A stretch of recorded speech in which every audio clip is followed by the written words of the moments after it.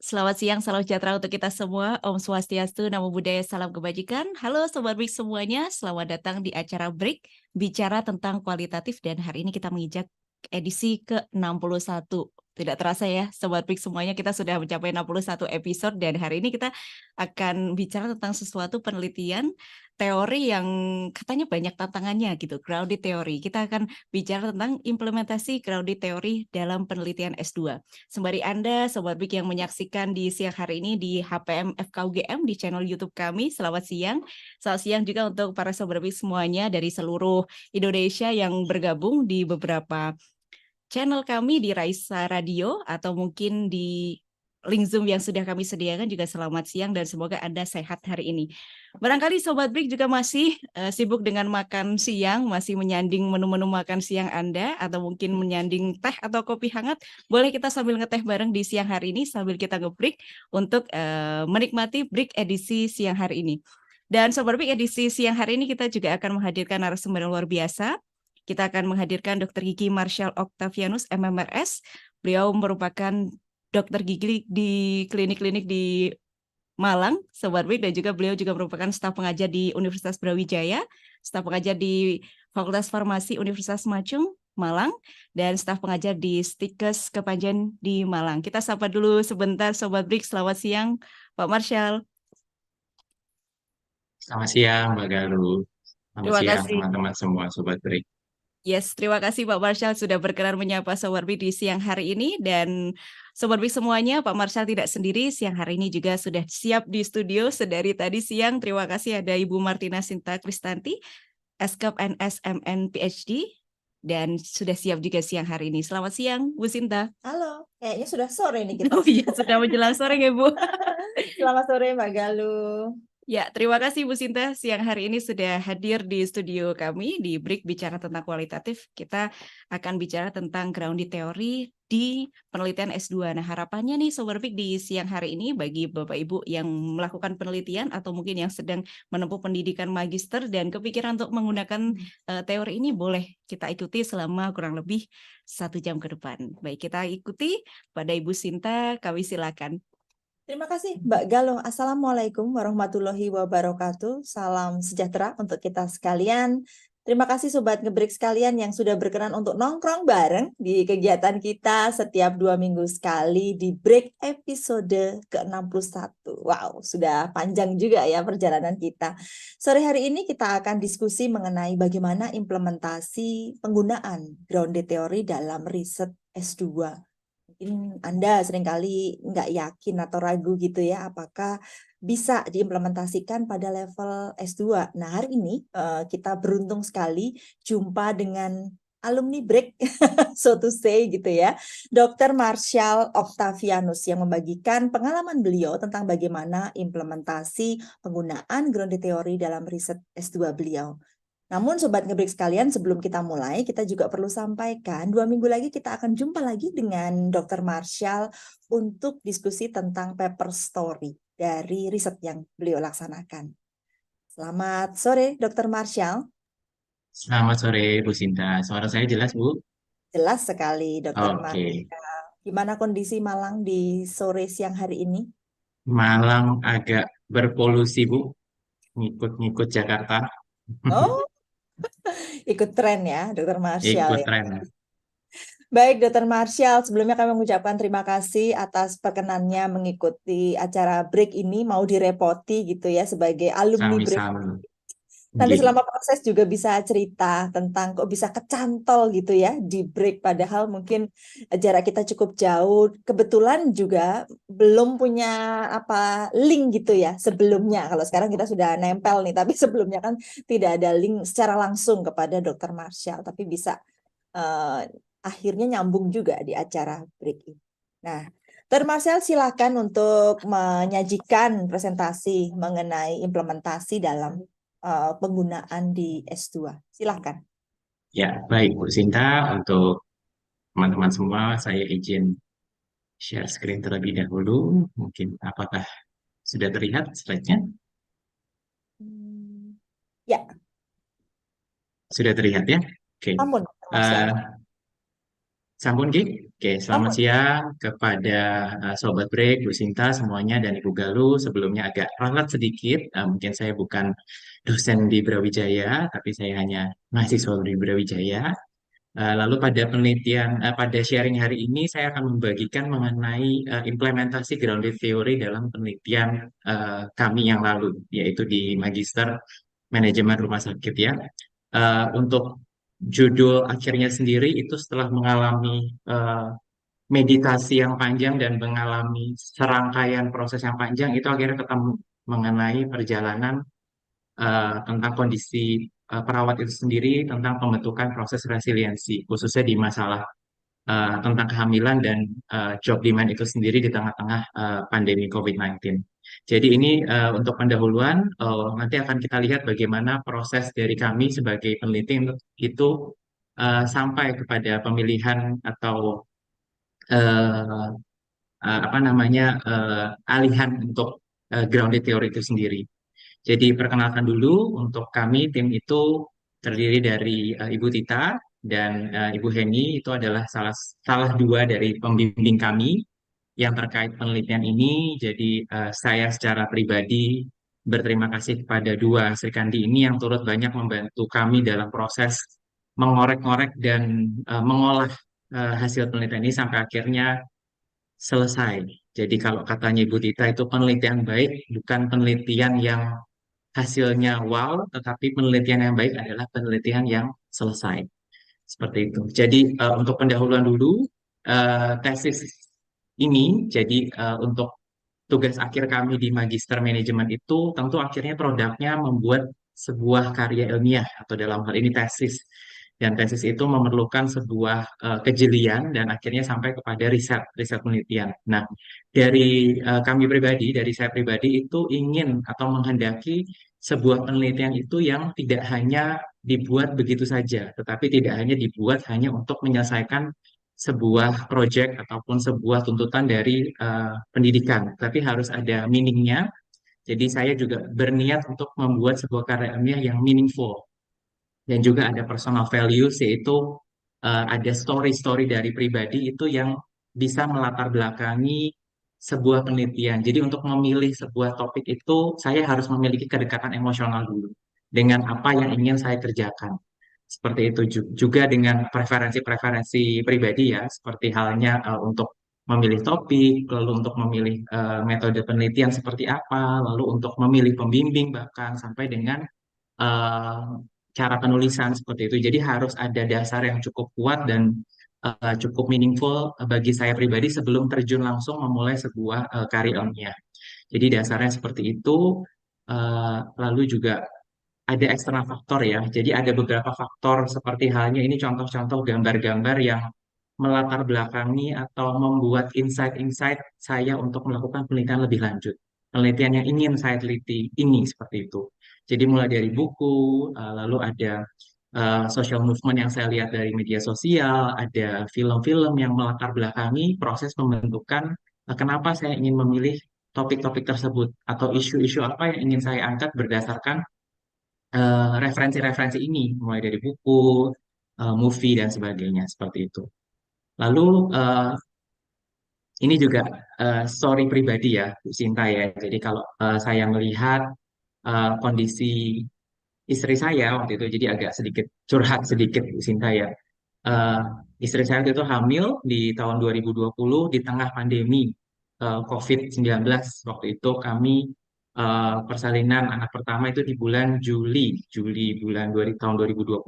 Jadi masih relatif cukup eh, membahayakan dan relatif sangat mengkhawatirkan.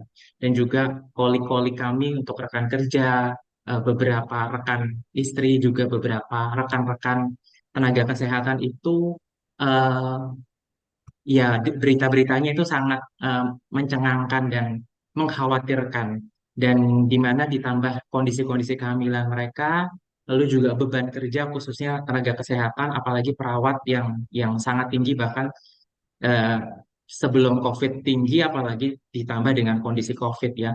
Kemudian juga adanya social construct, jadi konstruksi sosial yang terbentuk di masyarakat kita yang cukup patriarkal ini yang ya masih memandang sebelah mata peran perempuan ya, tapi untungnya zaman sekarang sudah begitu banyak perubahan. Nah, ini merupakan sebuah tantangan-tantangan dan kesulitan-kesulitan yang dihadapi oleh mereka-mereka ini, subjek-subjek ini.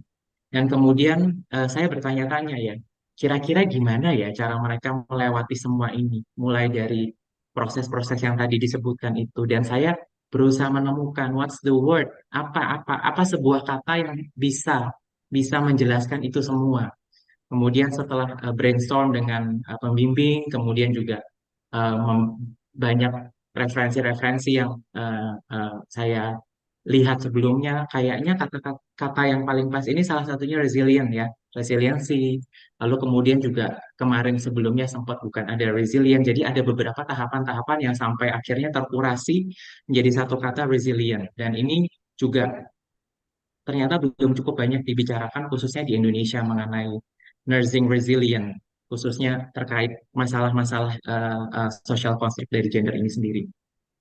Ya, lalu sekedar pendahuluan saja bahwa ya perawat yang sedang hamil ini ya eh, sempat ada istilah.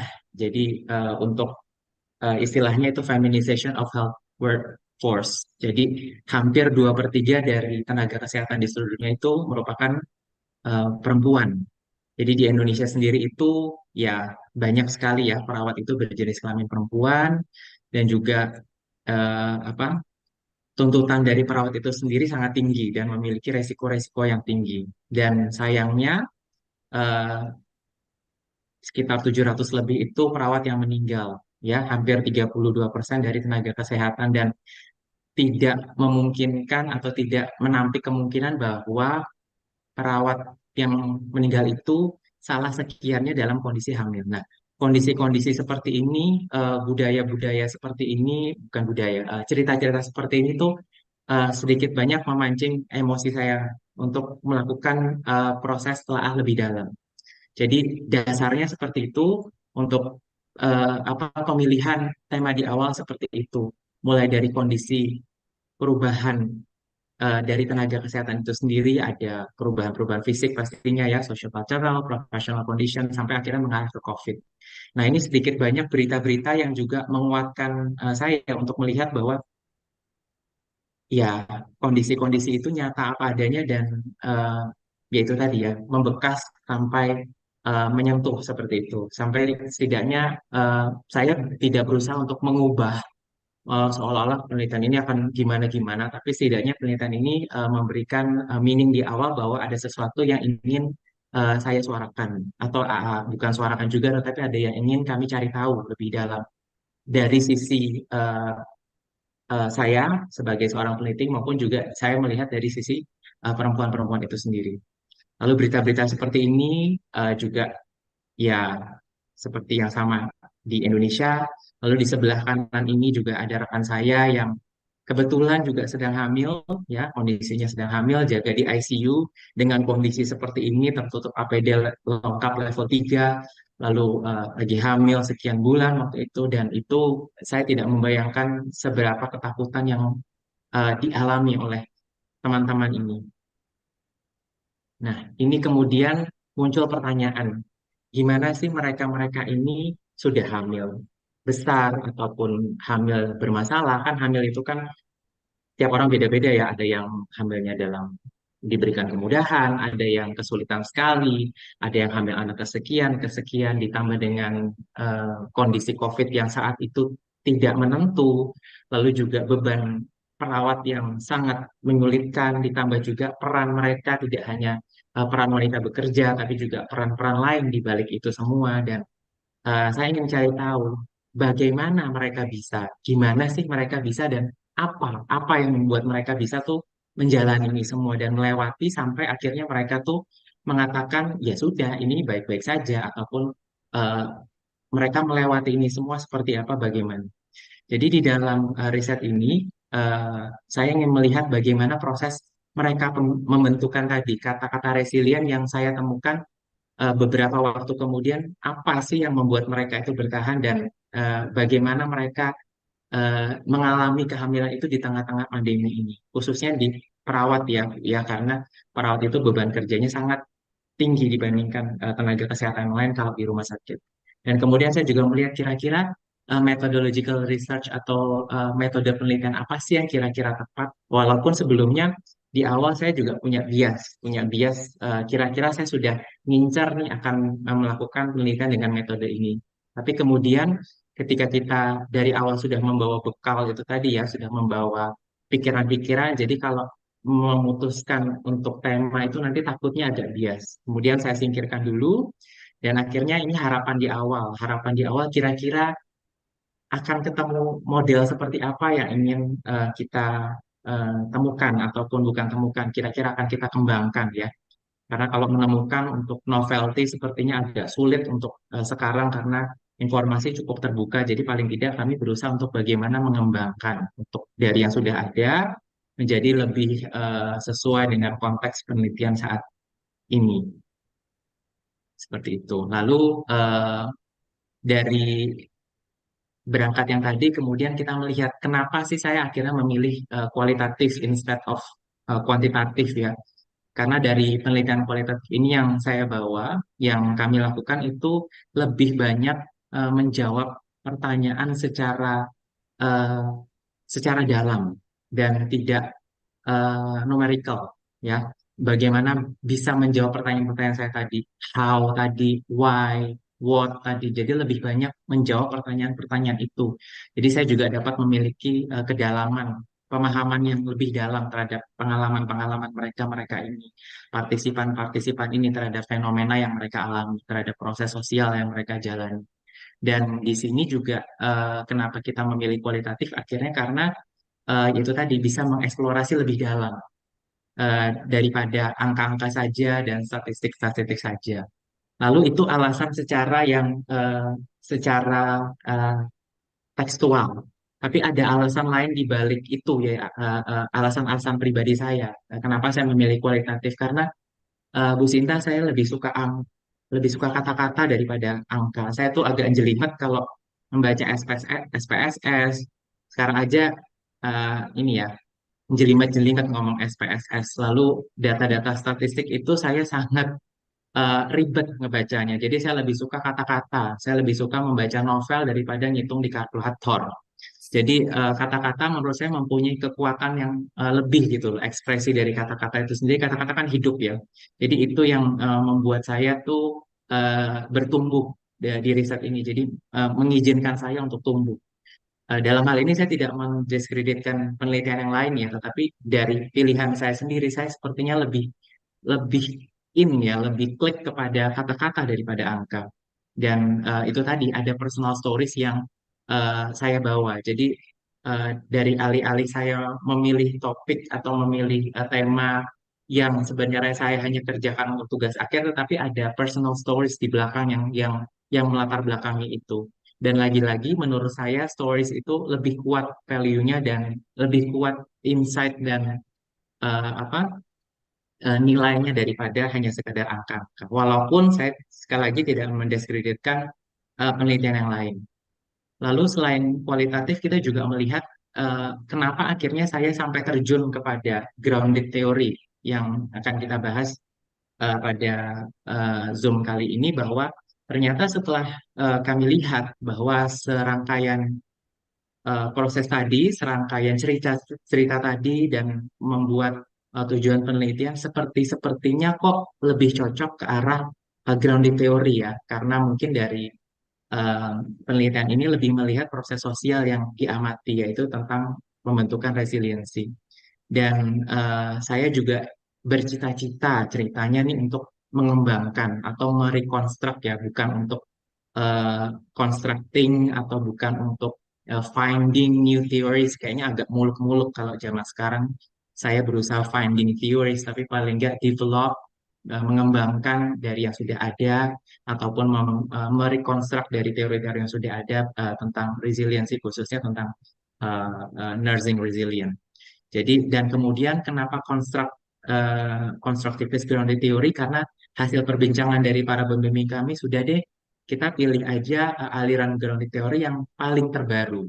Jadi yang kalau berdasarkan sejarahnya grounded theory mungkin bisa disimak di dalam videonya Bu Sinta beberapa waktu yang lalu mengenai grounded theory. Di situ diceritakan banyak banyak sekali perjalanan kisah-kisah sejarah grounded theory, mulai dari Glaser, mulai dari Straussian sampai akhirnya ke yang cukup terbaru yaitu Cathy Charmas ini, nenek yang berbaju pink ini di samping almarhum Cathy Charmas ya.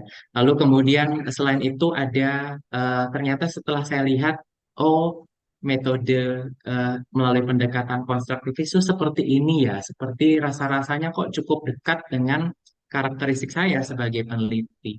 Karena dikatakan oleh Cathy Charmas itu bahwa seorang researcher harus secara aktif membangun dan mengkonstruk dan sudah mempunyai baggage-baggage itu untuk mempunyai koper-koper yang dipersiapkan sebelum kita terjun ke field sampai akhirnya kita di field dan akhirnya kita kembali mengolah data tuh harus setidaknya mempunyai koper atau memiliki senjata-senjata yang sudah dimiliki. Jadi sudah punya prior knowledge sebelumnya. Nah, dalam hal ini ketertarikan saya yaitu tadi ya mengenai gender topics, lalu tentang feminism, lalu tentang social movement, lalu tentang ada personal values yang saya alami, ada tentang health workers, yaitu background saya sendiri, ada tentang human rights, ada tentang isu-isu social cultural, ada tentang COVID yang saat ini, yang saat itu sedang jaya-jayanya, sedang ngetren-ngetren, yang jadi itu researcher setidaknya memiliki koper atau baggage untuk membicarakan dan mengangkat topik-topik itu. Dan kemudian researcher itu membangun ya, kalau katanya Cathy Charmas itu membangun konstruk bukan hanya building saja, tetapi teori teori resilience itu kan sudah banyak ya dibicarakan di luar. Nah, bagaimana kita konstruk, jadi membangun teori resilience itu menjadi sesuatu hal yang lebih spesifik dan lebih masuk sesuai dengan timeliness kita, yaitu COVID dan juga pregnancy. Lalu ternyata setelah sekian lama penelitian kami ini sudah berevolve sedemikian rupa sepertinya. Jadi kalau penelitian saya itu selesai di tahun 2022. Kemudian 2003 itu saya buka-buka lagi paper saya dan kemudian saya melihat, loh, ternyata ada ya aliran-aliran lain itu. Dan saya baru tahu beberapa waktu yang lalu. Ternyata sebenarnya penelitian saya ini kalau saya masukkan itu bisa di dalam masukkan kategori feminist grounded theory. Jadi eh, perkembangan lagi dari si constructivist grounded theory. Jadi penelitian ini sudah selesai, ceritanya sudah selesai, saya sudah lulus. Kemudian setelah saya buka-buka lagi, harusnya sebenarnya bisa ya masuk di dalam ranahnya feminist grounded theory. Jadi seperti pelopornya feminist grounded theory, ini Judith West, seorang perawat juga ya, dia mengatakan bahwa khususnya di keperawatan itu isu-isu tentang keperempuanan itu sangat eh, dibungkam dalam tanda kutip. Kalau katanya Judith West itu sering dibungkam dan sering diabaikan, khususnya di masyarakat yang patriarkal. Nah, ini kalau saya lihat lagi, oh kayaknya bisa juga ya dimasukkan, tetapi ya sudahlah, itu kan sudah lewat. Nah, oleh karena itu adanya waktu yang berjalan, kemudian penelitian ini kadang datanya sudah selesai, tetapi kalau saya lihat lagi, mungkin jadi lebih hidup lagi. Jadi oleh karena itu eh, bisa kita katakan sebagai living data. Data yang sudah kita ambil beberapa waktu yang lalu masih hidup sampai sekarang. Jiwanya masih masih berbicara kalau kita lihat dalam perspektif waktu dari waktu ke waktu. Mungkin tahun 2000 sampai 2022 kemarin kapasitas kami, batasan-batasan kami, perspektif kami hanya seperti itu. Kemudian sepanjang perjalanan waktu ada insight-insight baru, bisa jadi mungkin ada perubahan-perubahan baru yang bisa mungkin dirombak sedikit dari hasil penelitian ini. Lalu kemudian eh, ya ini tadi seperti halnya saya sampaikan. Nah, lalu hanya sekedar refresh saja, ini bukan kuliahan sebenarnya, tetapi ini hanya eh, melihat bagaimana paradigma dari classical grounded theory ya. Saya bukan seorang Glazerian, saya sama sekali jauh dari kata classic grounded theory karena saya itu sudah membawa baggage, saya sudah membawa bekal-bekal saya sudah membawa knowledge saya. Jadi kalau untuk classical grounded theory seperti yang disampaikan Bu Sinta di dalam podcastnya itu harus benar-benar murni berangkat dari data. Jadi di lapangan itu harus benar-benar kosong. Jujur waktu pas masuk ke dalam field itu banyak sekali bias-bias dan banyak sekali isi kepala yang benar-benar harus diredam sedemikian rupa, tetapi itu sangat sangat amat sulit untuk dilakukan ya karena itu tadi ada berbagai macam isu-isu yang agak sulit kalau untuk kita redam sedemikian rupa. Nah, dalam paradigma ini saya sepertinya kok lebih pas eh, secara karakteristik, kemudian juga dari penelitian itu sendiri kok kayaknya sudah digariskan oleh yang kuasa bahwa kayaknya kok lebih cocok ke arah konstruktivis deh daripada si klasikal ini. Jadi ini mungkin untuk teman-teman Sobat Break mungkin bisa melihat berbagai macam kriteria karakteristik tentang grounded theory yang setidaknya harus kita lihat dulu kita kira-kira pasnya di sebelah mana baik secara personal maupun secara tujuan penelitian itu sendiri.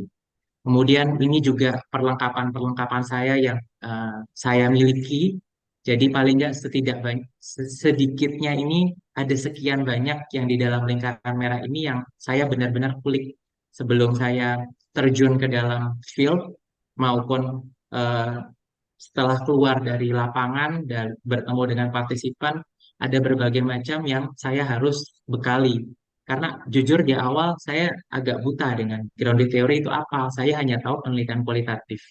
Jadi malah di awal eh, pembimbing itu menyarankan coba fenomenologi, kalau enggak coba grounded theory. Cuman grounded theory itu seperti apa, saya tidak tidak pernah. Ya, pernah dengar, cuman nggak tahu sedalam apa dan seberapa sulit apa ternyata. Dan ini di dalam lingkaran merah ini yang saya sebut Bible ya. Jadi kitab sucinya untuk grounded theory ya. Ini yang harus kita kuasai. Saya bahkan sempat download ya. Mungkin jangan ditiru. Saya sempat download bajakan juga karena saking sulitnya mencari akses-akses yang formal dan publikasi yang legal. Saya sempat cari website-website apapun yang bisa cari. Waktu itu sempat juga ke perpustakaan, sempat juga ke toko-toko buku loak ya kalau di sini tuh toko-toko buku. Sempat nyari, sempat fotokopi juga. Nah ini mungkin metode-metode ini jangan ditiru ya teman-teman. Mungkin bisa mencari yang lebih legal. Lalu selain itu juga sumber-sumber lain ya, ada beberapa sumber lain yang saya harus mencari nih kalau kita terjun untuk melakukan penelitian grounded theory. Source paling utama selain buku tadi, kalau zaman sekarang YouTube ya. YouTube harus kita kulik sedemikian rupa. Ini Profesor Kathy Sharmas yang sempat saya tonton berkali-kali untuk kira-kira maksudnya dia tuh apa ya? Karena kan beliau yang menemukan salah satu pelopor konstruktivis. Jadi maksudnya ini seperti apa?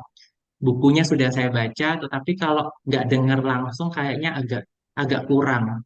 Selain itu juga ada beberapa video lain. Ini juga dari TCS PP ini cukup baik juga. Eh, Lalu yang terakhir juga cukup baik untuk menambah pengetahuan.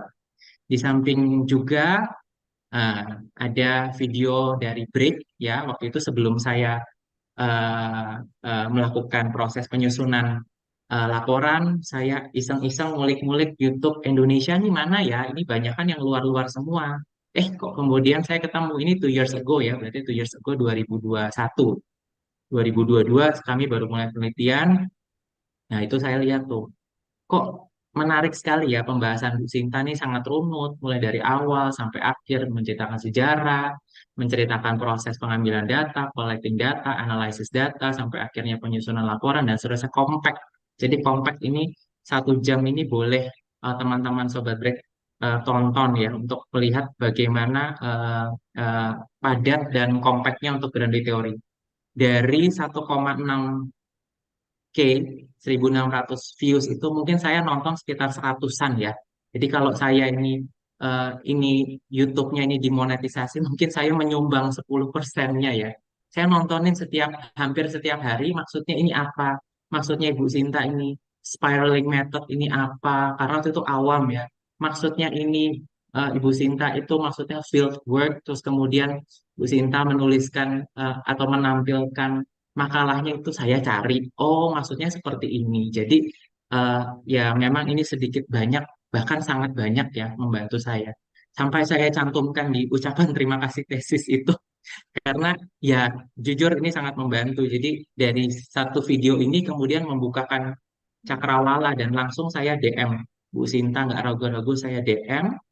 Lalu saya cerita bahwa tentang proses kami, lalu juga saya masukkan di dalam ucapan terima kasih yang walaupun sebenarnya kalau kita di perpustakaan nggak dibaca ya, tetapi itu sebuah apresiasi saya untuk memasukkan dari sedemikian rupa itu ada peranan penting dari break itu sendiri. Lalu juga Spotify, karena saya sering menyetir jarak jauh, jadi mungkin teman-teman itu dapat mendengarkan Spotify ya. Spotify yang terkait dengan di teori itu cukup banyak, karena lagi-lagi tadi saya harus mencari source yang banyak, accessible, gratis ya, karena kita suka yang gratis-gratis ya. Lalu juga mengerti sedikit banyak, kalau bisa sebanyak-banyaknya gimana grounded teori ini sih, maksudnya seperti apa dari berbagai macam perspektif ya. eh, Easily digested ini teman-teman bisa melihat juga salah sekian dari podcast-podcast ini banyak membicarakan mengenai qualitative research dan juga grounded theory khususnya dari ini ya Kumar Kunalja itu juga bagus ya, orang India cuman bisa memberikan insight-insight. Lalu juga untuk etnografi juga banyak banyak di sini. Lalu saya akan menyinggung sedikit saja mengenai penelitian bahwa penelitian ini dijalankan eh, 6 bulan. Saya tidak tahu ini untuk sebuah penelitian ini jalur ekspres apa jalur yang panjang, tetapi saya berusaha untuk memadatkan mulai ketika kita diberikan ACC untuk maju ke dalam fieldwork, sudah ACC, sudah ujian proposal, sudah langsung sesegera mungkin saat itu juga meluncur ke dalam situs penelitian sampai kita tetapkan. Jadi saya tidak membiarkan itu berlarut-larut karena kita kan harus proses pendidikan harus jalan ya. Udah timeline sudah jalan, bulan segini harus sudah ujian tesis, bulan segini yudisium dan seterusnya. Jadi sudah compact. Jadi berusaha kita padatkan sedemikian rupa. Lalu partisipan itu sendiri 11 plus 4. Kenapa 11 plus 4 itu? Karena plus 4 itu diambil dari studi pendahuluan. Lalu saya kayaknya sudah cukup saturated datanya. Saya pengen lagi ambil. Tapi kok kayaknya menemukan hal yang sama. Kemudian saya coba deh ambil lagi. Jadi tidak berhenti ketika sampai saturated, benar-benar sampai kalau bisa sampai sampai ya sampai selesai waktunya. Jadi supaya tidak hanya sampai saturated, dari pembimbing kami juga menyarankan ini sudah saturasi datanya sudah, kalau bisa ditambah satu lagi, satu atau dua. Kemudian jiwa ini ya, jiwa lebay itu mulai eh, eh, menari-nari dan lagi kayaknya lagi supaya benar-benar datanya itu sama. Oh ya sama, oh ya sama seperti itu. Dan ini karakteristiknya yang kita berusaha ambil. Dia harus orang perawat dan harus menjalani kehamilan, dan kalau perawat yang menjalani kehamilan pastinya perempuan ya. Dan kemudian salah satu kriterianya adalah mereka harus bisa kita ajak komunikasi. Dan data collection-nya kami lakukan face-to-face in-depth interview, kurang lebih ya 1 jam minimal, sampai ada yang 2 jam per interview. Ya, lalu kami juga lakukan data analysis. Ini menurut framework-nya dari Katie Sharmas ya. Ya saya ikutin aja lah plug-plug ini, maksudnya kalau melakukan coding ya kita lakukan, kalau kita lakukan memoing ya kita lakukan. Walaupun pada kenyataannya cukup babak belur dan cukup menguras emosi, jiwa dan raga ya, sampai melihat bagaimana proses mengcodingnya dan proses menerjemahkan, mentranskripsikan coding-coding itu menjadi categorizing, menjadi sebuah tema, menjadi sebuah teori itu memerlukan waktu yang jelas dan memerlukan eh, banyak lah, memerlukan banyak sekali hal. Lalu ini catatan singkat saya ya. Waktu itu saya tuh belum tahu yang namanya ada software NVivo, lalu ada software ini itu untuk mengolah. Aduh, saya orangnya masih manual. Jadi saya kerjakan aja di Excel sebisanya saya. Saya nggak nulis tangan ya. Kalau teman-teman Sobat Break lihat itu di Instagramnya, di postingan Bu Sinta, sering teman-teman dari UGM tulis tangan lalu ditempel pakai post-it gitu ya. Karena waktu itu kita sedang kejar tayang dan sulit untuk waktu dan pandemi COVID saat itu, ya udah deh kita kerjakan di Excel saja, manual. Habis begitu ketemu dengan partisipan harus dengarkan di earphone, lalu diketikkan seperti itu. Dan semua kami kerjakan sendiri. Kalau dulu katanya teman-teman itu udah serahkan aja ke jasa untuk menerjemahkan dari audio menjadi teks. Kemudian saya pernah coba satu, tapi kok tidak sesuai apa yang diharapkan. Banyak yang dibuang atau banyak yang harusnya masuk tetapi hilang. Ada yang kata-katanya berbeda. Nah, itu jadi sulit untuk kita sebagai peneliti untuk benar-benar menerjemahkan dari yang audio itu sampai dengan ketulisan. Jadi ini sedikit banyak coret-coretan saya, mulai dari coding, lalu pemilihan kata kunci harus sesuai KBBI maknanya, satu-satu harus diperhatiin. Ini menurut KBBI itu yang menurutnya eh, apa namanya parah itu apa. Jadi kalau partisipan bilang muntahnya parah, nah itu parahnya itu seperti apa kan kita juga harus cross-check ya. Nah itu harus teman-teman itu betul-betul dalami sedemikian rupa. Jadi ketika partisipan awal, partisipan 1, 2 itu collecting data saya itu dilihat oleh pembimbing dan oleh saya sendiri ketika sudah selesai itu jelek sekali. Jadi pertanyaannya itu hanya pingpong. Apakah Anda hamil? Ya. Hamilnya waktu itu berapa lama? Ya, 8 bulan, kehamilan 37 minggu, 38 minggu. Terus, apakah Anda mengalami mual-mual? Jadi pertanyaannya pingpong, tidak mengalir. Kemudian setelah kita review, wah ini kayaknya kurang ya, kurang hidup datanya. Jadi pertanyaannya hanya menjawab apa yang diutarakan oleh peneliti itu. Ditanya A ya jawab A. Ya memang seperti itu ya. Cuman kalau dalam penelitian kualitatif kan kita tidak mengharapkan seperti itu dijawab A, yo harapannya yo bukan pasien apa partisipan menjawab B, C, D, E dan seterusnya. Nah, itu kan harapan dari seorang peneliti kualitatif seperti itu. Dan kemudian data collection ini kami lakukan sama dengan data analysis. Jadi ketika kami langsung terjun ke dalam field work, siangnya jam 12 wawancara, jam 4-nya langsung saya transkripsikan. Jadi langsung saya dengarkan sendiri, ya. Lalu saya ketik, dengerin lagi, ketik lagi, dengerin lagi terus sampai kadang-kadang sampai malam jadi satu transkripsi. Habis jadi satu transkripsi, kemudian kadang-kadang saya harus kembali lagi ke partisipan itu untuk mengcross-check.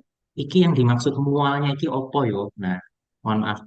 Yang dimaksud mual itu apa? Lalu yang dimaksud parah itu apa? Jadi ada kata-kata yang sekiranya menurut saya itu mencurigakan harus saya konfirmasi ulang. Begitu lagi saya terdengarkan lagi dan begitu seterusnya sampai dengan saya melakukan proses tadi, proses coding tadi. Makanya namanya iteratif proses ya. Jadi proses itu gitu aja terus muter-muter terus. Kemudian ketika dapat satu partisipan ini, dia seorang perawat yang lagi dinas di UGD, lalu kemudian dia waktu itu kondisi kehamilannya jelek, dia status sosial ekonominya itu tidak begitu mampu, dia itu anak ke 1, lalu kemudian saya komparatifkan dengan partisipan yang berikutnya. Ini mungkin teman-teman bisa kenal dengan istilahnya namanya constant comparative method ya. Jadi membandingkan dengan partisipan 1 dengan partisipan sebelumnya. Data-data dari partisipan 1 sudah saya bawa ke kepala, kemudian saya temu partisipan 2, oh ternyata ada perbedaan atau ada persamaan. Jadi kita membandingkan sedemikian rupa. Lalu kemudian juga saya lihat theoretical samplingnya, oh kalau tadi adalah mungkin teman-teman dari IGD, teman-teman dari OK, ruang kamar operasi maksudnya. Mereka itu lebih memiliki mental baja nih kayaknya. Mungkin dibandingkan sama perawat jalan atau perawat-perawat inap kayaknya lebih tough perawat-perawat OK ya sepertinya. Nah itu ternyata ada perbedaan dari sisi-sisi seperti itu. Dan akhirnya sampai memunculkan core kategori atau key theme dalam penelitian ini kami menyebutnya tema kunci untuk yang melatar belakangi dan mendasari semua dari partisipan-partisipan ini. Lalu kemudian ini ada sedikit tantangan ya, tantangan dari data collection. Data collection itu adalah melakukan wawancara itu tadi, in-depth interview. Jadi ketika wawancara itu tadi kan ada sekitar 15 ya, 11 plus 4. Mungkin hampir 2/3-nya. Jadi 7-8 orang itu nangis. ya. Nangis itu bukan saya suruh nangis ya, seperti di acara reality show ya, karena ya memang mereka nangis, menceritakan gimana pengalaman hebatnya ketika waktu melahirkan, ketika waktu kondisi kehamilan, dan itu tidak bisa kami tutup-tutupi. Dan saya sebagai peneliti itu harusnya kan tidak boleh ikut ikut terlarut ya. Nah, itu tantangannya itu sendiri. Karena saya juga memiliki tadi latar belakang istri saya, lalu teman-teman, lalu kolega. Jadi ada emotional bias di dalam pikiran kami untuk gimana sih rasanya jadi mereka. Oh, ternyata tuh seperti ini. Oh, seperti ini. Ada yang sampai nangis, sampai harus kita stop dulu interviewnya, kemudian kita lanjutkan lagi. Ada yang sampai nangis, sampai kejar, sampai teringat anaknya tiba-tiba. Padahal nggak mengarah ke anak ya, padahal sedang melihat bagaimana tentang kehamilan itu sendiri. Lalu ada observation juga yang agak sulit dialami waktu pas COVID, karena kan pakai masker ya, wawancara pakai masker, jaraknya harus 1 meter, kemudian saya agak curi-curi aja, curi-curi harusnya apa eh, jaga jarak, ya saya harus mendekat gitu. Ini maksudnya apa ya? Kurang kedengeran.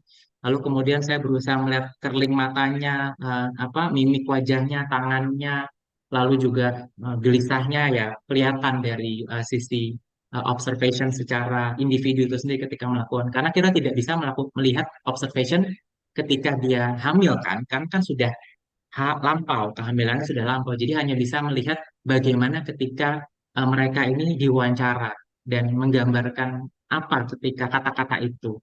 Jadi itu yang harus saya tuliskan juga. Oh, ketika dia menuliskan, dia berkata-kata, saya terpukul. Nah, itu sampai kadang-kadang kakinya gemetar, lalu sempat menitikkan air mata, itu harus tertulis di dalam transkrip saya supaya ketika nanti mengolah data itu, oh benar-benar yang dimaksud dengan terpukul itu sesuai dengan emosinya, lalu melibatkan gestur-gestur tertentu, dan mungkin beda lagi ketika wawancara partisipan yang berikutnya, mungkin emosinya seperti itu. Lalu selain itu juga ada personal judgment saya ya, ketika saya melihat perawat ini wawancara begini, lalu saya juga ada pengalaman-pengalaman seperti ini. Kok tadi si A begini, si B kok diwawancara seperti ini. Jadi ada personal judgment yang itu jujur sangat sulit untuk kami peneliti kualitatif itu lakukan. Lalu kata pembimbing saya juga kita harus meninggalkan ya sebelum masuk field work, sebelum ketemu partisipan, tutup dalam-dalam apa yang sudah kita tahu di dalam kotak masukkan. Nanti ketika sampai rumah sudah selesai dibuka lagi dimasukin. Nah itu kadang-kadang saya tuh lupa lupa masukin apa yang saya di kepala masukin kotak. Kadang-kadang itu ketika wawancara itu justru yang timbul bukan apa namanya hasil hasil pemikiran mereka. Kadang itu ada yang loh Mbak kan begini-begini. Nah itu di wawancara-wawancara awal. Kemudian kita cari lagi, kita ubah lagi sampai akhirnya menemukan yang pas sedemikian rupa. Jadi awalnya itu saya membuat ya panduan wawancara karena itu kan sebenarnya diminta di dalam penyusunan tesis harus ada wawancara. Tetapi panduan wawancara itu ketika mulai partisipan ketiga dan keempat itu saya tutup. Jadi nggak ada gunanya itu panduan wawancara. Saya cuma berkata satu aja, pertanyaan di awal. Mbak, boleh ceritakan tentang pengalaman waktu kamu. Sudah, dari situ tiba-tiba mengalir apa yang ingin diceritakan. Jadi tanpa harus saya melakukan panduan wawancara itu tiba-tiba ya mengalir begitu saja. Jadi kata pembimbing saya kalau bisa kita tidak terlalu banyak mengarahkan. Jadi kalau kita mengarahkan nanti penelitian kita kan jadi terlalu bias gitu ya dengan apa yang sudah kita kehendaki. Tapi untungnya eh, karena ini story-nya cukup kuat ya. Jadi seorang ibu yang pernah melahirkan lalu dalam kondisi COVID itu pasti memorinya atau apa ingatannya dan cerita-ceritanya tuh jauh lebih kuat daripada ditanya gimana pekerjaannya seperti itu. Jadi mungkin banyak korelasinya untuk teman-teman di sini yang perempuan pasti yang sudah pernah melahirkan pasti banyak cerita-cerita yang dibawa. Lalu ketika masuk ke dalam data analisis ada cerita lain juga atau ada tantangannya juga. Ketika masuk data analisis, waktu dapat partisipan yang sangat kaya, jadi partisipan ini suka nyerocos ya, ditanya A, jawabnya B, C, D, E. Jadi kadang-kadang itu saya tuh sangat overwhelmed. Saya tuh sampai sampai tenggelam dengan data. Jadi datanya itu pasien ngomong A, B, C, pasien ngomong kata-kata, misalkan saya kan harus kuat di sini, saya seorang perempuan, saya beginilah. Kemudian saya harus mengembangkan, oh ini adalah seorang perempuan, kemudian harus kita cari dia peranan perempuan di masyarakatnya gimana di dalam kabupaten ini sampai saya menyoroti. Jadi dari satu partisipan tuh sampai larut dan itu eh, harus sampai di stop. Kalau nggak di stop nanti nggak selesai. Lalu kadang-kadang itu eh, saya ngobrol, bukan ngobrol begini ya, cuman kadang-kadang itu ketika kita ngelihat kata-kata mereka, itu saya coba menginterpretasikan dan oh iya maksudnya kayak gini ya. Dan terakhir-terakhir memang saya itu mancing ya, ini agak rodok-rodok klinik ya, maksudnya saya mancing sedikit, ini maksudnya apa ya? Ya saya ngomong secara harafiah, ini kenapa ngomong ke komputer, ke Excel itu, ini kenapa ya? Ini kasih saya petunjuk dong supaya muncul nih sesuatu hal yang ini gitu. Ya kadang ngomong di komputer, kadang ngomong di dalam hati. Jadi dengan analisis data seperti ini kadang membuat saya bisa jadi lebih mindful ya untuk melihat sebuah masalah atau isu-isu ini menjadi lebih mindful ke depannya setelah penelitian ini mudah-mudahan.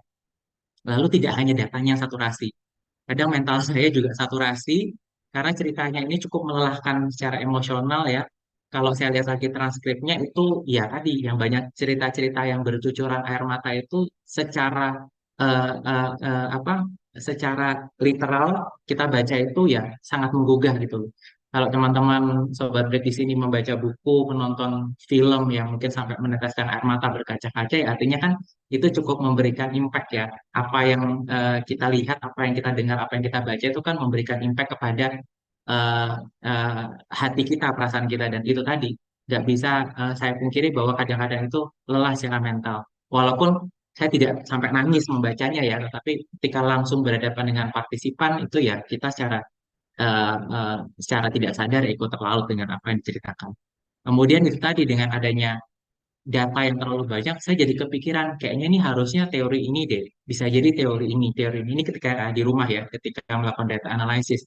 Jadi kita melihat so on banyak ini. Dan tidak hanya itu, tetapi mulai banyak teori-teori yang kita dalami. Jadi sedikit ketemu data, langsung mencari teori segambreng gitu ya. Langsung saya pindahkan ke Mendeley, saya baca semua, yang nggak baca semua, paling nggak poin-poin pentingnya. Jadi ya itu tadi karena terlalu banyak data. Lalu tidak ada framework yang saya pakai. Jadi untuk saya melihat nih kira-kira resiliensi minimal seperti apa tujuannya itu di awal saya belum punya framework, belum punya gambaran. Kira-kira ini ke arah sana itu belum ada. Ini di awal. Ketika pas terakhir-terakhir baru oh ini hampir mendekati framework ini. Ini kayaknya bisa kita masukkan sedikit. Jadi di awal itu eh, sangat luas ya, bahkan nggak ada pakem sama sekali. Dan juga saya juga takut ya dengan teori-teori yang sebelumnya yang tadi saya baca. Jangan-jangan teori ini saya ambil untuk kemudian apa namanya saya implementasikan atau tidak seperti itu. Itu ketakutan-ketakutan dan tantangan-tantangan saya di awal. Tapi untungnya ketika akhir itu mulai lebih lebih matur, jadi lebih matang untuk berbicara dengan data, untuk mengolah data, untuk mengumpulkan data. Lalu ini setelah riset itu bagaimana ya? Jadi dari sisi pribadi kemudian saya bisa melihat nih perempuan dan peran-peran perawat dan tuntutan pekerjaan perawat itu bagaimana dan itu menjadi apa perkembangannya ketika kemarin sebelum COVID, ketika waktu COVID sampai dengan ketika sekarang kita katanya memasuki old new normal ya. Lalu kemudian di selain itu saya juga lebih memiliki empati ya kepada profesi-profesi eh, tenaga kesehatan khususnya perawat, apalagi mereka yang perempuan dengan kita sudah memiliki pengetahuan sebelumnya ditambah lagi dengan experience dan eksperimen mengenai penelitian ini jadi sedikit banyak saya memiliki empati itu dan ketika pada level manajerial kemudian kita bertanya ya apa yang bisa kita lakukan dan apa yang bisa kita bantu untuk mereka-mereka ini kira-kira policy apa yang sebaiknya kita lakukan kira-kira kebijakan apa yang bisa membantu mereka dan itu lebih implikatif ya jadi penelitian ini diharapkan lebih implikatif, paling tidak untuk saya sendiri lah, kalaupun eh, tidak ada yang membaca, paling nggak ini untuk saya sendiri untuk perkembangannya nanti. Lalu kemudian dari masalah riset ini sendiri, karena saya ngebuka lagi ya, tadi diminta kemarin beberapa waktu lalu diminta Bu Sinta untuk memberikan sesi di break sore hari ini, saya buka lagi nih penelitian saya. Kemudian datanya itu ternyata masih relevan ya. Jadi ada kata-kata atau ada kuotasi-kuotasi yang ternyata masih relevan ya, walaupun pandeminya sudah lewat. Kalau saya renung-renungkan lagi lebih dalam, sepertinya masih relevan. Tetapi mungkin seperti yang tadi disampaikan, bisa jadi metode penelitiannya agak sedikit bergeser. Mungkin kalau mungkin nanti saya bisa merombak lagi tesis, mungkin saya tidak memakai lagi konstruktivis ya. Mungkin saya memakai aliran feminis, grounded theory, ataupun aliran-aliran lain yang mungkin saya saat itu lebih melihatnya seperti apa, sudut pandangnya seperti apa. Tetapi garis besarnya masih sama dan kemudian rasa-rasanya kok masih ya applicable ya untuk beberapa kondisi-kondisi yang cukup menantang di lain hari ke depannya. Mungkin kemarin kita berbicara pandemi COVID, mungkin ke depannya ada daerah-daerah bencana, eh, tenaga kesehatan yang terkena gempa di sana, ada gempa kemudian ada evakuasi massal, kemudian seperti itu kan mirip-mirip setidaknya. Dan paling nggak dari setelah riset ini, modelnya yang sudah kami temukan, yang sudah kami rekonstruksi, yang sudah kami develop itu ternyata bisa di-adjust lagi untuk ke depannya sesuai dengan perkembangan ataupun perspektif-perspektif baru. Jadi modelnya ini sendiri saya rasa tidak fluid ya, tergantung bagaimana kita melihat penelitian kita. Jadi timeliness-nya itu sangat relevan ketika kita melihat 2022 mungkin hanya melihat dengan sudut pandang dan kacamata seperti itu, kemudian 2023, 2024 dan seterusnya mungkin ada pandangan paradigma baru ketika dihadapkan dengan kondisi yang sama, dengan konteks yang sama bisa jadi lebih berbeda pandangannya dan itu yang saya sendiri cukup harapkan untuk memodifikasi paling nggak mengutak-atik model ini sendiri. Karena jujur sampai tahun ini saya juga masih ngutak-ngatik model ini kira-kira pasnya seperti apa ya, seperti itu. Itu ya Pak Marshall ya. Ya, Bu Sinta, saya rasa itu yang bisa saya sampaikan. Ini sudah saya terakhir. Terima kasih atas waktu dan eh, kesempatannya yang diberikan. Itu Terima saja, kasih terima Pak kasih. Marshall. Ya, terima kasih sekali atas presentasinya. Ini di kolom chat sudah ramai sekali memberikan apresiasi terhadap proses penelitian yang dilakukan oleh Pak Marshall. Juga ada satu pertanyaan yang bisa kita juga diskusikan di sore hari ini. Jadi tentunya kita semua amazed gitu ya dengan pelaksanaan penelitian Pak Marshall dengan menggunakan grounded theory, satu tradisi dalam penelitian kualitatif yang cukup kuat begitu dan biasanya cukup sulit untuk dilaksanakan, tapi bisa dikerjakan dalam waktu yang cukup singkat. Artinya 6 bulan itu bisa dikatakan panjang, tapi juga cukup singkat untuk penelitian grounded theory. Pak Marshall, di dalam kolom chat ini ada satu pertanyaan dari Pak Perin. Dear Pak Octavianus, menarik penjelasannya. Saya izin menanyakan lebih lanjut terkait hambatan dalam proses pengumpulan dan mungkin yang paling penting analisis ya.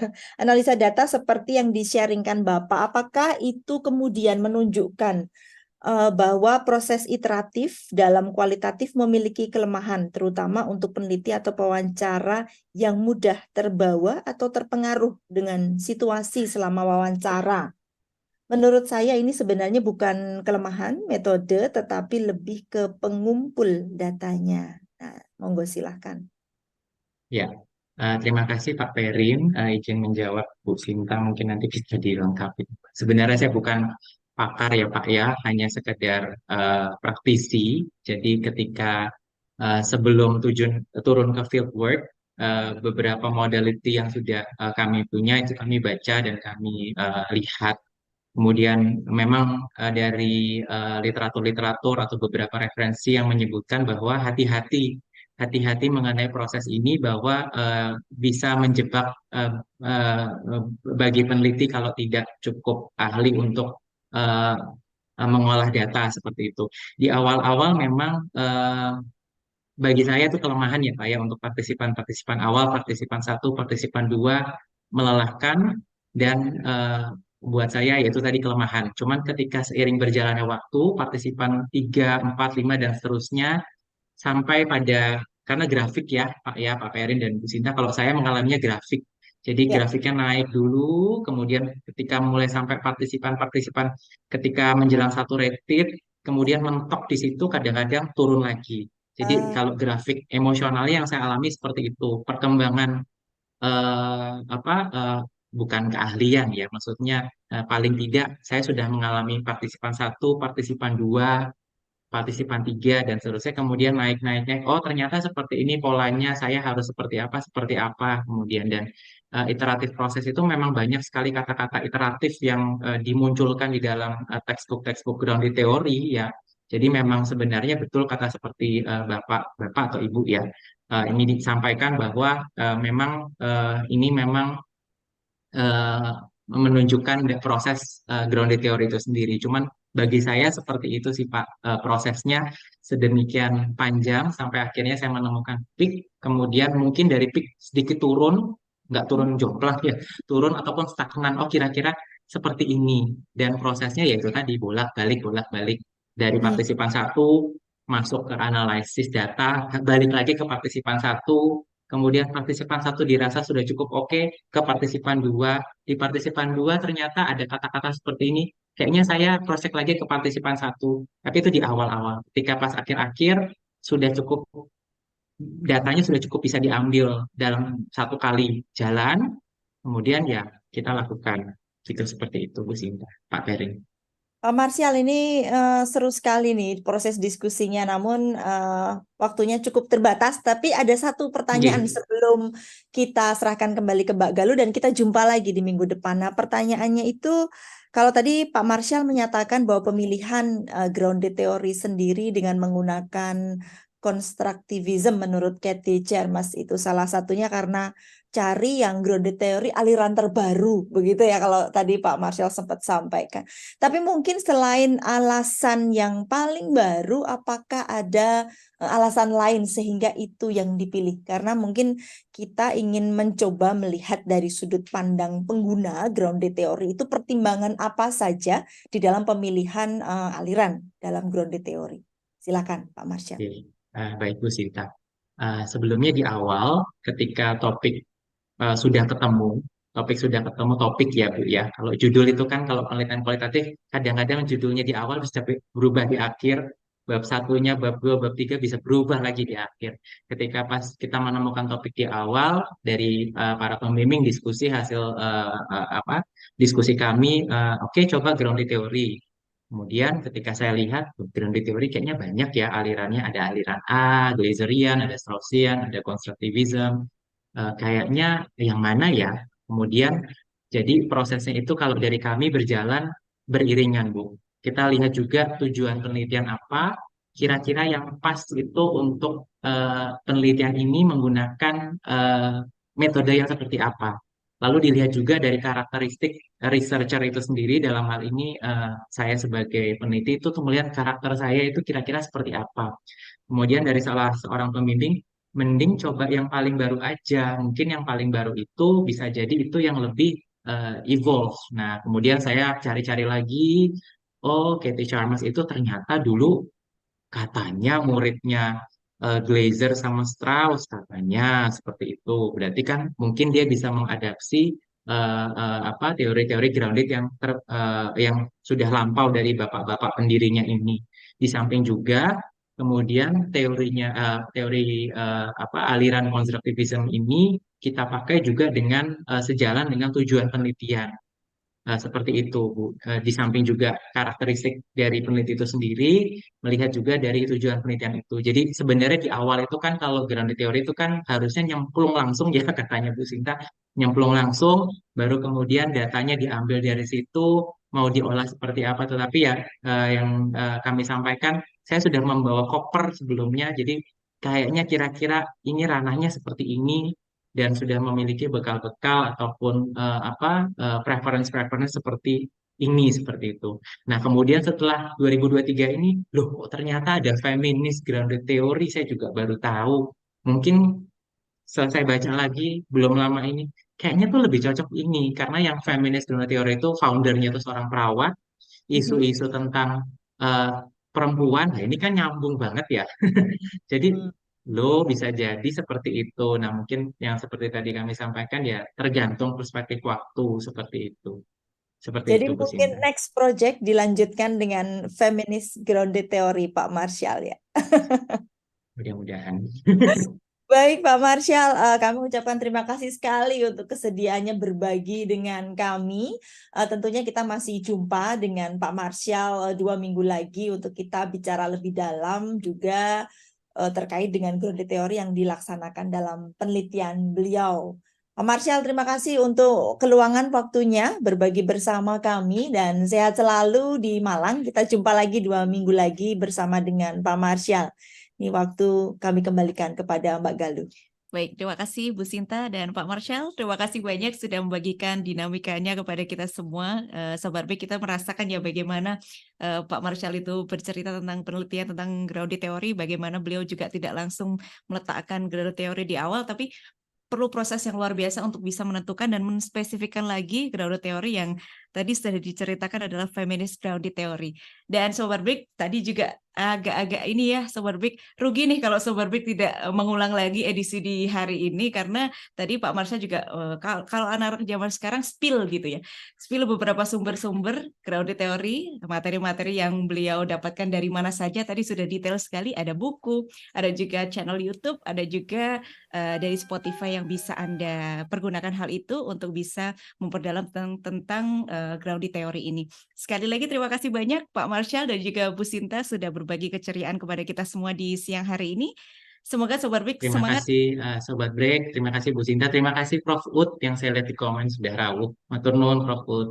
Prof. Terima kasih juga Prof. Ud sudah rawuh di siang hari ini. Dan Sobat Break kita jumpa lagi bersama juga Pak Marshall ya Pak ya. Terima kasih banyak sudah mau menemani Sobat Break untuk mempendalami grounded theory. Kita akan jumpa lagi di tanggal 22 September 2023, Jumat, 2 minggu lagi, Sobat Break, jangan lupa jam 2 siang. Set tanggalnya sekali lagi di 22 September 2023. Oke, Sobat Break, untuk Anda yang ketinggalan di edisi hari ini bisa Anda saksikan kembali di HPM FKUGM. Terima kasih, sampai jumpa dan selamat berakhir pekan. Wassalamualaikum warahmatullahi wabarakatuh. Waalaikumsalam. Waalaikumsalam. Terima kasih.